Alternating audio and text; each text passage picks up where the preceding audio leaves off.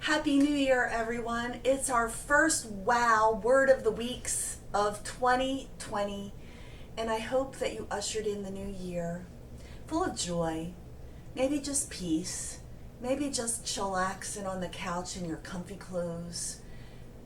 Whatever you did, here we are. It's a clean slate. It's a brand new year full of possibility and wonder. And our word ending 2019 was willingness, which is a great word for the year. It's a great word to approach life with. I read an article that just touched me, and it detailed a story of an older woman who had had a beautiful life in a beautiful home with her husband of many, many years, and he had passed away and she was no longer able to live alone. And so her children found a place for her, an assisted living place. And one of her friends said, "So how are you feeling about that?" And her answer was, "I'm going to love it."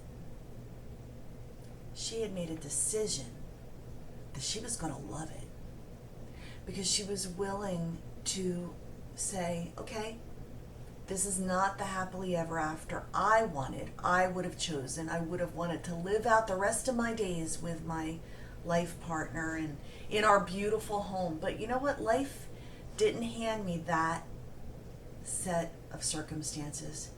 And I'm deciding I'm going to love this. And that's a willing heart. One of the life scriptures that I hang my hat on and use as a barometer of where I'm at. Am I aligned with spirit, or am I operating from a place that's less than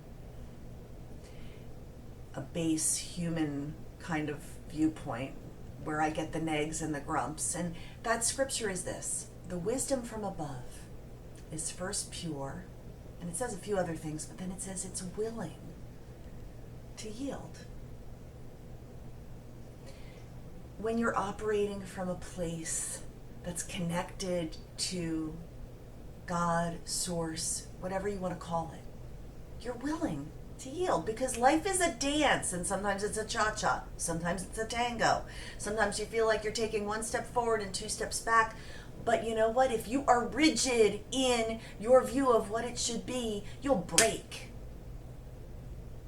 Blessed are the flexible, for they shall bend and not break. Be willing.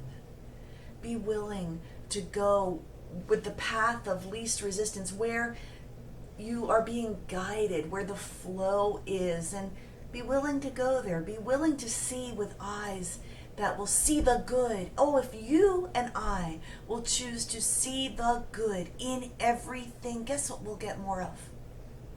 Good. I don't know about you, I want more good stuff. Do you want more good stuff this year? I do. Then be willing to relinquish the old. Be willing to let go of the negative patterns that have not served you or served me. Be willing to see the good and the silver lining and the fact that everything's always working out for us. You know, those things that you thought were going to be the death knell of you 5 years ago, they don't even matter. They're not even a blip on the radar this day. Why? Because it may have taken a little time, but ultimately everything worked out. Be willing to believe in good for yourself, for others. Be willing to let everybody else have their journey. It's their journey, it's not yours. Yours is between you and you. You're the only one you can change, so why are you spending all this energy on other people when you're not going to change them? Being willing to let others be, even though they may not be your version of who they should be. But really, do you want to be someone else's version of who you should be? No. It's between you and you. Yeah, willingness. I say let's make that a banner over our entire year. It's a lighter load.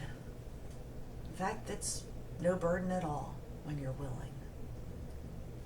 So let's see what we follow willingness up with. And I'm saying a prayer for all of us. Our first new word for 2020 is, wow, simplicity.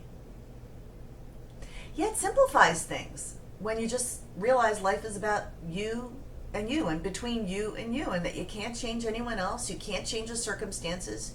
Being willing to accept the things you cannot change and the wisdom to know the difference. Simplifying life. Life is more simple too when you stay in the moment. I recently had a series of amazingly complex and challenging planes, trains, and automobiles, travel, work, trying to fit everything in. And I was fine when I stayed in the moment. The minute I got out ahead and thought about what needed to happen tomorrow or the next day, I became overwhelmed and anxious. It's simplifying your mind and not just the clutter around your house. So I'm taking this word as a mandate. Don't make things so complex, Brenda. Don't confuse things with a million different options that even aren't real. Oh, as Mark Twain said, I've lived through some I'm paraphrasing. I've lived through some horrible things, and some of them actually happened. Most of them don't. They just occur up here. Decluttering our minds, simplifying our lives. It could be as silly as this. I have a friend who has, for the last year, had false eyelashes applied every few weeks, and it takes a lot of time and money. And the last time I saw her, she had her natural lashes on, and she said, yeah, I just decided to simplify. It was taking way too much time and way too much money every month. I'm just going to get good mascara. Which, by the way, I do use, and many of you private message me and say, what about your eyelashes, Brenda? And I'll tell you, Rodan and Fields, my vendor, Antoinette Sands, would be glad to help you out. If you want her address or email, I'll send it to you. And really good mascara, which my brand is called Damn Girl. Yeah, Damn Girl Mascara. But you know what? Just those two little tidbits simplified my friend's life. And so what's bulking up your schedule? What's something that you could take off your plate?